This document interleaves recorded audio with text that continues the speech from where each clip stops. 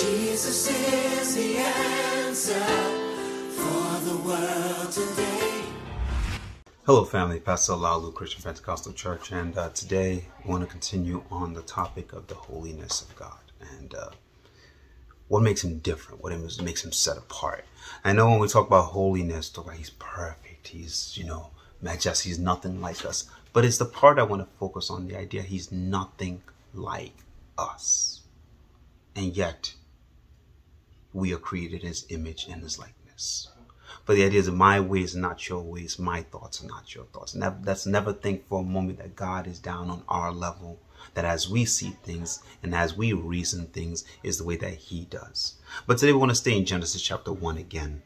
In Genesis chapter 1, and I want to ask a question. And I've found that my teaching style, or my sharing style, leading the youth ministry and young adults ministry, my wife is, I ask questions to trigger thought. So my question is this: what makes mankind different than animals? What makes us different? When we look at Genesis chapter 1, animals and man are created on the same day. Male and female created he, them. Same day. Okay. But the difference is the fact that we are created in the image and the likeness of God. Now, man, when you look at it, and her, it's like, and then we are given dominion over all.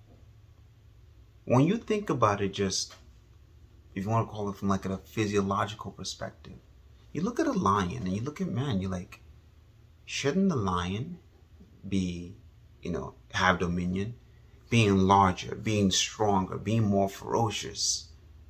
But somehow, someway, mankind is at the top of the food chain. Mankind is the alpha on the earth. And that is simply because we are created in the image and likeness of God. The only moment we see in creation that God says, let us, the only moment we see where there was a distinction in creation, God says, let us make man in our image and likeness. It is the fact that we are created in the image and likeness of God that is what puts us and sets us apart from all creation. And I'm reminded of the 8th Psalm where the word says, what is man that you are mindful of him? Or the son of man that you visit him? And it's like, okay, when you look at how insignificant we are in comparison to all of creation, it boggles the mind to think that God is considerate of us. But he is. And that in itself is an amazing highlight of his holiness. Don't try to understand it. In the 8th Psalm, it wasn't there was no attempt to understand. The question was posed. What is man that you're mindful of him, or the son of man that you visit him? For you have made him a little lower than angels, but crowned him with glory. And you've given him dominion. And it's like, okay, at the end of the day, how does the psalm begin? And how does that psalm end? O Lord, our Lord, how majestic is your name in all the earth. That's all we can say.